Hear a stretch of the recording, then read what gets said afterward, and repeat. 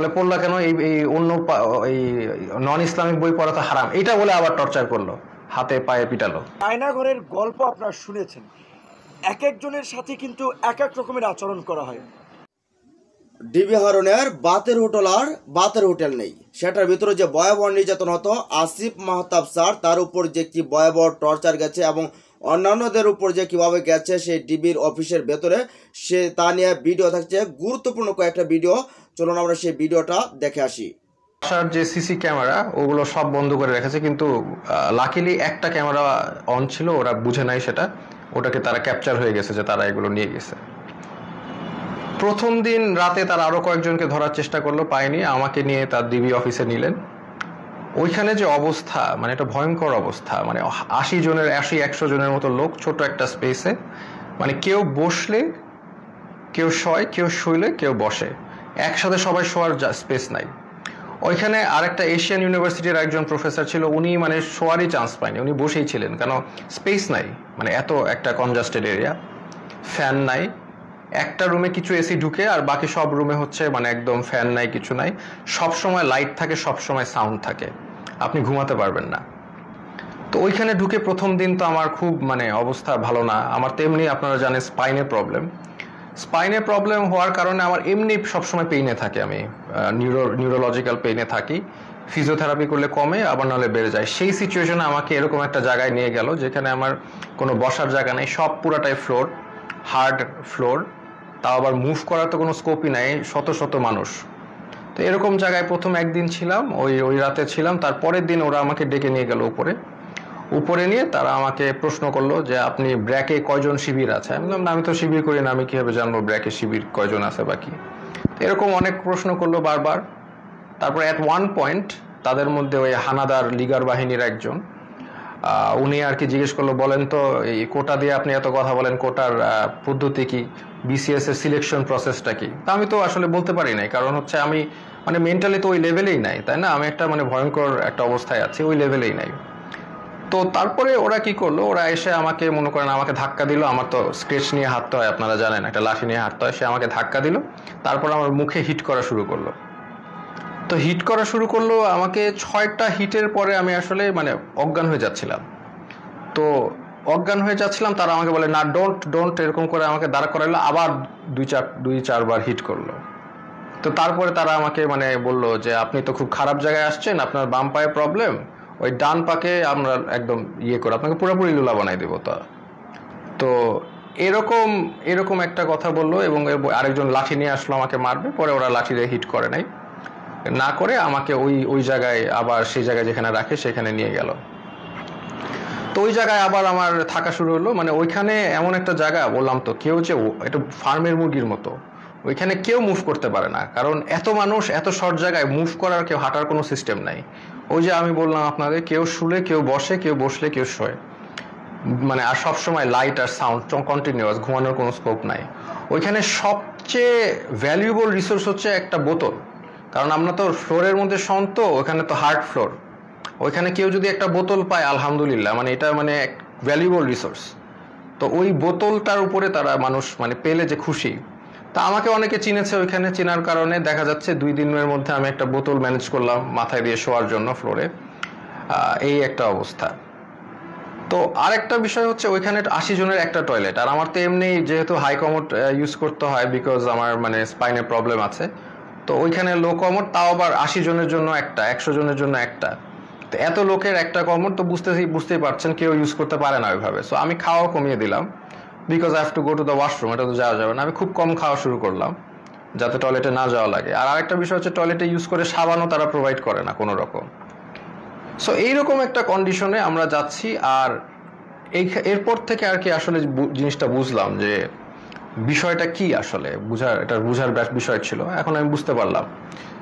তো তারা প্রতিদিন ডাক দিবে, নাম কল করবে, ধরেন আপনার নাম হচ্ছে, ধরেন আমার নাম আসিফ মাহতাব, ধরে বলবে আসিফ মাহতাব, বাবার নাম শাহাবুর রহমান, এরকম বলে নিয়ে যাবে, নিয়ে চোখ বাঁধবে, মুখ বাঁধবে, তারপর তাদেরকে ঝুলায় টর্চার করতে থাকবে, বাড়ি দিতে থাকবে, বিভিন্নভাবে টর্চার, লাঠি দিয়ে পিটাবে, পায়ের তলায় পিটাবে, হাড়ের বিন্দে মারবে, মানে মানুষের শরীর নীল অবস্থায় তারা ফিরে যায়, নীল, সারা শরীর মারতে মারতে রক্ত জমাট বেঁধে নীল নীল অবস্থায় এক একজন লোক ফিরে জাস্ট, এবং তারা সাইকোলজিক্যালি একদম মানে অবভিয়াসলি নর্মাল না, কারণ তারা এখন নাম শুনলে, তাদের নামটা ডাক দিলে তারা ভরকায় ওঠে যে এখন মনে হয় তাদেরকে নিয়ে টর্চার করবে। তো এইরকম অবস্থা আমি দেখলাম বিষয়টা যে এরকম চলছে। তো এখন এরকম চলছে, আমি তো বুঝলাম যে হয়তোবা আমার সাথেও এরকম করবে, তারা তো বলেই দিছে আমাকে পাটা ভেঙে দিবে। তো এরকম একটা করবে এবং সবার সাথেই করছে। স্পেশালি জামাতের যারা আছে তাদেরকে, মানে জামাত যেহেতু বলে ফেলছে একবার, তাদেরকে মানে অমানবিকভাবে টর্চার করছে জামাত। আর নূর ভাইয়ের সাথেও ওইখানে দেখা হলো, নূর ভাইরে বললাম কি অবস্থা, তো নূর বলল যে যে ভাই আমাকে তো অনেক মারছে, হাত দিয়ে দেখালো, হাত নীল হয়ে গেছে। তো এই এই এই হচ্ছে সিচুয়েশনটা। আর ওখানে তো মানে আর সবসময় তো লাইট, বাইরে যে একটা আলো, বাইরে যে বৃষ্টি পড়তেছে নাকি এটা আমরা গেস করা শুরু করলাম যে বাইরে আদৌ বৃষ্টি পড়ছে কিনা, কারণ মোটা ওয়াল, কোনো উইন্ডো নাই, কোনো বাইরের কোনো আলো বাতাস তো আমি জানি নাকি, ভিতরের মধ্যে থাকি আমরা বদ্ধ ঘরে, শুধু আলো আর এই যে কনস্ট্যান্ট সাউন্ড, মানে এই একটা অবস্থা। তো এরকম যাচ্ছে, এরকম একটা অবস্থা যাচ্ছে। তো এখন দেখলাম অনেকে ভেঙে পড়তেছে। তো আমি আর কি আমি আমার মতো করে ইন্সপিরেশন দেওয়ার চেষ্টা করলাম যে আপনারা এইভাবে টর্চার হচ্ছেন, আপনি কি মনে করেন না আল্লাহ আপনাকে এটার জন্য রিওয়ার্ড দিবেন? আজকে আপনারা তো জানেন নবী করিম সাল্লাল্লাহু আলাইহি সাল্লাম বলেছেন যে আপনি যদি এইভাবে নির্যাতিত হন আপনার গুনাহ মাফ হচ্ছে, আপনাদের গুনাহ মাফ হচ্ছে। আপনার যদি গুনাহ এইখানে থাকার কারণে গুনাহ মাফ হয়ে জান্নাতুল ফেরদৌসে যেতে পারেন, এটা আপনার জন্য ভালো, নাকি এইখানে ভালো থাকলেন তারপর জাহান্নামে গেলেন, এটা ভালো? তো এইভাবে আমি সবাইকে একটু ইন্সপায়ার করার চেষ্টা করলাম, মোটিভেশন দেওয়ার চেষ্টা করলাম। আর আমার নিজের তো হেলথ কন্ডিশন ডিটোরিয়েট করতেছে প্রোগ্রেসিভলি, আর ওয়াশরুমের ইস্যুটা তো ছিলই। তো এইরকম একটা অবস্থায় সবাইকে মানে মোটিভেট করছি আমি। আর আমার নিজেরও তো ওই যে ফার্স্টের দিন যেভাবে আমার মুখে ফেসে হিট করেছে, এই পরে তো আমার একটা দিন জ্বরই ছিল, আমি শুয়েছিলাম।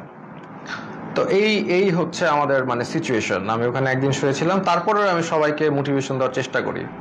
একটা ছেলে আসলো, সেই ছেলেটা কাঁদতে কাঁদতে, স্যার আমি তো কিচ্ছু করি না, আমি জাস্ট ইলেকট্রিক্যাল কাজ করি, আমাকে ধরে নিয়ে আসছে স্যার, আর ধরে নিয়ে আমাকে টর্চার করতেছে, কাঁদতে কাঁদতে শেষ। আমি বললাম কাঁদতেছো কেন, মানে তুমি পুরুষ মানুষ না, are you not a man, তুমি কাঁদবা কেন, টর্চার করবে? বলে স্যার আমাকে স্বীকার করতে বলে, আমি খুন করেছি, এই করেছি, আমি তো করি নাই স্যার। বলে করবা না, স্বীকার করবা না, তোমার পাটা যদি কেটেও ফেলে তারপরেও তুমি স্বীকার করবা না, কেন করবা? যেটা সত্যি সেটা বলবা, তুমি করবা না স্বীকার, আমাকে মেরে ফেলবে। তো ওইখানে আবার একটা জিনিস বুঝলাম যে সবাই কান্নাকাটি করে যে তাদের একটু মানে জেলে কবে যাবে, মানে তাদের জেল হচ্ছে তাদের জন্য স্বর্গ। ওইখানে যেভাবে টর্চার করে, যে নাম ডাকবে, বাবার নাম ডাকবে, দ্যাট মিনস তাদেরকে টর্চার করা হবে। তা এই জন্য তারা যদি জেলে যেতে পারে, এটার জন্য তারা দোয়া করে আল্লাহর কাছে, আল্লাহ আমাদের যাতে জেলে দেয়। তো এরকম অবস্থা। আমাকে তারপরের দিন, আমি তো অলরেডি এর মধ্যে তো আমি আমার বোনকে বলে আসছি, তার মানে আমার যে ভিডিওটা ছিল যে আমি আমার ভিডিও দেখলে আমি মৃত, হ্যাঁ, তো এই ভিডিওটা আমি আশা করছি যে পোস্ট হয়ে যাবে। আমার বোনকে যেভাবে কাজ করতে বলেছি করবে, লয়াররা কাজ করবে। তো এটা আমি আশাবাদী ছিলাম যে ইনশাল্লাহ সবাই যার যার অবস্থা থেকে কাজ করবে, স্টুডেন্ট আন্দোলন করবে, যে এগুলো করার পরে এবং জনগণ যখন এটার এগেনস্টে কথা বলবে, আরেকটা ইস্যু হয়ে যাচ্ছে, ফার্স্ট অফ অল আরেকটা নতুন ইস্যু হয়ে যাবে, যেটা দিয়ে আবার আন্দোলন শুরু হবে। এটা আমি জানতাম। আর এটার পরে আমাকে যদি আরো টর্চার করবে, কিন্তু এটা তাদের জন্য আরো খারাপ হবে। তো তারপরে আমাকে তারা ঠিকই গুম করা অবস্থায়, আর আমার বাবা মা যতটুকু জানলাম আমাকে গুম করে ফেলছে। তো এটা তারা বলছে, তারা স্বীকার করে না যে তারা নিয়ে আসছে। তো এই অবস্থায় তারা আমাকে কোর্টে চালান দিল। তো আমি চিন্তা করলাম যে কোর্টে যেহেতু যাচ্ছি, এখানে মিডিয়া পাইলে আমি আমার এক আঙ্গুল দেখাবো, শাহাদাত, এক উম্মা, আমরা এক উম্মা, হ্যাঁ, আমার গায়ে আমরা সবাই এক। তো এই সিম্বলটা আমি চিন্তা করেছি দেখাবো। তো আমি জানি যে এগুলো দেখালে তারা আমাকে আরো অনেক নির্যাতন করতে পারে, দেখাইলাম, কারণ এটা আমি তো জানি জনগণ বুঝবেন যে আমি এক আল্লাহ, এক রসুল, এক উম্মা, এই কথাটা আমি বুঝাতে চাচ্ছি যে আমরা সবাই এক। আমার অত্যাচার যা হলে হবে, এই অত্যাচারের কারণে যদি আপনারা স্বাধীনতা পান, এই জুলুমের থেকে মাফ পান, তাহলে আলহামদুলিল্লাহ, নো প্রবলেম, আমাকে অত্যাচার করুক। তো আমি ডিসিশন নিয়ে নিলাম, এক দেখাবো। তা আমার সাথে ওই জগন্নাথের আরিফ ছেলেটা, খুবই সাহসী ছেলে, ও আমার সাথে কেসটা দিল, মামলা দিল, আমরাও গেলাম, আমি ওকেও বললাম যে আমি এক দেখাবো।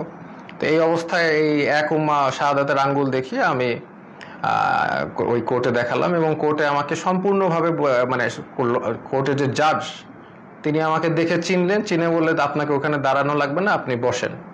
তো উনি আমাকে বসালেন, কিন্তু তারপরেও ওই মিথ্যা মামলাটা দিলেন যে আমি নাকি সেতু ভবন ভাঙচুর করেছি, যেটার মানে কোনো মানে এটা জোক, মানে এটা যে কলাপস করছে সোসাইটি, ওখানেই প্রমাণ যে এরকম একটা মিথ্যা মামলা যেটার কোনো তথ্য নাই, প্রমাণ, এটা বলাই আসলে সময় নষ্ট। তো এই মিথ্যা মামলা উনি মানে জাজ আমাকে দিলেন, আর আমাকে আবার 6 দিনের রিমান্ড মঞ্জুর করলেন। তো ওই 6 দিনের রিমান্ড আবার গেলাম, আর এই সময়টা অনেকের সাথে পরিচয় হলো। ওখানে বিএনপির অনেক নেতা ছিল, পার্থ ভাই ছিলেন, ওনার সাথে আমি বললাম যে পার্থ ভাই আপনার তো আর আমার মামলা এক, আমি তো গল্প আপনারা শুনেছেন। এক একজনের সাথে কিন্তু এক এক রকমের আচরণ করা হয়। আমাকে 18ই জুলাই ভোর রাতে বা মধ্যরাতে 3টা কি 3:30টার দিকে আমাকে তুলে নিয়ে যাওয়া হয়। আমি তো আমার ছোট বাচ্চা আমার কাপড়ে প্রস্রাব করে দিয়েছিল, আমার কাপড়টা ভিজা। আমি বলেছিলাম যে ভাই আমি কাপড়টা চেঞ্জ করে যাই। চিলে যেমন শিকার করে ঠিক অমনিভাবে গেঞ্জি এখানে আমাকে একেবারে চ্যাংদোলা করে আমাকে টেনে এসে নিচে নামানো। আমার বাচ্চা প্রস্রাব করা কাপড়টা পর্যন্ত আমাকে চেঞ্জ করতে দিল, আমার পায়ের জুতাটা পর্যন্ত আমাকে নিতে দেয় নাই। কিন্তু গাড়িতে উঠেই এই জম টুপি বলে যেটা, কালো টুপি পরাইলো, হাই সাউন্ডে মিউজিক গাড়িতে, অর্থাৎ যেন আশপাশের কোনো শব্দ টব্দ আমি শুনতে না পাই। তারপরে রাতেই নিয়ে গেল, নিয়েই চোখ মুখ বেঁধে জিজ্ঞাসাবাদ এবং সেই সাথে অমানবিক, মানে বলতে পারেন যে আপনার অমানবিক মারধর করে। এক পর্যায়ে আমার শরীরে কাঁপুনি চলে আসে, আমার মুখ দিয়ে লালা বের হয়ে যায়। তারপরে তারা ডাক্তার আনে। তাদের সিস্টেম কতটুকু মানে মানসিক নির্যাতন করার জন্য উন্নত সিস্টেম, এই নির্যাতনের পরে তার ডাক্তার আনে, ডাক্তার চোখ বাঁধা আমাকে ইঞ্জেকশন দেয়। আমি ইঞ্জেকশন দেয় কিসের ইঞ্জেকশন, এটা কি ভালো না মন্দ, না এর সাথে কোনো জীবাণু ঢুকাই দিচ্ছে, আমি তো জানি না। আমি চোখটা কাপড়টা একটু সরিয়ে ভদ্রলোককে দেখার চেষ্টা করেছিলাম, সে খাপ করে আমার হাত ধরে ফেলছে। পরে ওনারে কথা বলতে বলতে জিজ্ঞেস করলাম, উনি বলে আমাকে মাঝে মাঝেই এরকম আনে। তারপরে রাতে ঘুমেই পড়ি, সকালবেলা খাবার দেয় অন্ধকার ঘরেই। একটা ছোট্ট মহসিন হল, ঢাকা বিশ্ববিদ্যালয়ে যারা গেছেন, নিচে যে সিঙ্গেল রুমগুলো থাকে ওই রকমের একটা রুম, রুমের মধ্যে বাথরুম, লাইট নেই, খাবার দিছে মোমবাতি জ্বালাইয়া, দিনের খাবার না রাতের খাবার আমি জানি না। তারপর আবার জিজ্ঞাসাবাদের জন্য সকালবেলা খাওয়ার পরে নিয়ে গেল, পিছনে একটু সাউন্ড বন্ধ করেন, সাউন্ড বন্ধ মারধর করা হলো। কারণ হচ্ছে আমি নাহিদ এবং সার্জিসের সাথে ফোনে আলোচনার পরে ওদেরকে বলেছিলাম যে এই 8 দফা দেওয়া যায়। তখন বলছিল যে ভাই আপনি একটু লিখে পাঠান। আমি মেসেজ করে পাঠাইছি। এইটা আমার একটা বড় অপরাধ ছিল যে আমি কেন 8 দফার মধ্যে ওবায়দুল কাদেরের পদত্যাগ, স্বরাষ্ট্রমন্ত্রীর পদত্যাগ, প্রধানমন্ত্রীকে ক্ষমা চাইতে হবে সেটা বললাম। এবং নাহিদ সার্জিসদের সাথে, আসিফ সহ আসলে ছাত্র নেতৃবৃন্দের সাথে, ওদের সাথে আলোচনা করে আমরা বলেছিলাম যে বৃহস্পতিবার দিন যেভাবে সারা দেশে নির্বিচারে গুলি করে মানুষ হত্যা করা হচ্ছে, শুক্রবারও করা হচ্ছে, কাজে এখন সরকারের পতন ছাড়া আমাদেরও মুক্তি নেই, জাতিরও মুক্তি নেই। কাজেই নির্বিচারে গুলি, শান্তিপূর্ণ সমাবেশে নির্বিচারে গুলি চালিয়ে ঘাতক সরকারের পদত্যাগই এখন গণদাবি। এটা তো ওভার ফোনে আলোচনা করতেছিলাম, যেহেতু হোয়াটসঅ্যাপ বন্ধ, এই কনভারসেশনগুলো তাদের ছিল। এই কারণে বিশেষ করে আমাকে বেশি টর্চার করেছিল। এবং ওই দিন নাহিদকেও নিয়ে এসেছিলো, আমাকে চোখ খুলে দিয়ে নাহিদকে দেখছে যে কিন্তু নাহিদ দুইটারই ক্রসে দিয়ে দেবো। নাহিদের হয়তো আমাকে দেখাইছে চোখ বেঁধে, নেই, কিন্তু আমাদেরকে যে ক্রসে দিয়ে দেবে এরকমভাবে, যে কত শত শত মানুষ ক্রস ফায়ারে দিয়ে দিচ্ছে, চোখ মতো 2-1টা দিলে কী হবে, তাদের আচরণটা এরকম ছিল। তারপরে আমাকে শুক্রবার দিন নিয়ে সারাদিন, শনিবার দিন পুরো ডে, রবিবার দিন আমাকে 11টার দিকে কিন্তু ডিবি কার্যালয়ে দেওয়া হয়। তখন আমি ঘুরিয়ে পুলিশের পায়ে ভর দিয়ে ডিবি কার্যালয়ে আসি। ডিবি কার্যালয়ে ওখানে এডিসি অ্যাডমিন ছিল শাহিন শাহ, কতটা পাষণ্ড করে ঝুলাইয়া শরীরে পায়ে মারলো। কেন মারছে দেন, তাদের কিন্তু বেশিরভাগ ক্ষোভ হচ্ছে যে শালা তুই প্রধানমন্ত্রীকে নিয়ে কেন গালিগালাজ করিস, তুই আওয়ামী লীগের আমলে বিপি হইছস, তুই সরকার উৎখাতের আন্দোলনে কেন তারেক রহমানের টাকায় তারেক রহমানের হয়ে তুই আন্দোলন করস। এই ল্যাঙ্গুয়েজ মানে প্রফেশনাল কোনো খুব জিজ্ঞাসাবাদ না, জিজ্ঞাসাবাদ যা করেছে। আবার একটা দেখেন, এই যে নাট্যকার ডিবি হারুন, আমি বলছি যে বাতের হোটেল ম্যানেজার, আমি বলছি যে তিনি নাট্যকার, দারুণ অভিনেতা। নাট্যকার ডিবি হারুন, আন্দালি প্রমাণ পার্থর সাথে আমার ব্যক্তিগত সম্পর্ক ছিল। আমি তো বন্ধুরা, আপনারা এতক্ষণ শুনলেন যে আসিফ মাহতাব স্যার তিনি যে বললেন যে তাকে যখন তুলে নেওয়া হয় ছাত্রদের আন্দোলনে, যখন সংগতি প্রকাশ করে রাজপথে নেমে পড়লেন, যখন তিনি পুরো দেশবাসীকে ডাক দিলেন যে ছাত্রদের পাশে দাঁড়ানোর জন্য, তখন তাকে এই ফ্যাসিস্ট হাসিনার সরকারের এই যে সাদা বাহিনী, যেটাকে বলা হয় যে র্যাব, এই যে এই যে ডিবি, তারা যে সাদা পোশাকে তুলে নিয়ে আসে, তখন তাকে তুলে নিয়ে যায় এবং তাকে যে অকথ্য নির্যাতন যে করা হয়, তার উপর যে নির্মম নির্যাতন করা হয়, সেগুলো কিন্তু আসিফ মাহতাব স্যার বলছে এবং তার সাথে সাথে আরও কিছু ভিডিও আপনারা দেখেছেন। তো দেখেন, একটা দেশের মানুষ অন্যায়ের প্রতিবাদ করবে, এটাই স্বাভাবিক, অথচ এই দেশে অন্যায়ের প্রতিবাদ করা যায় না।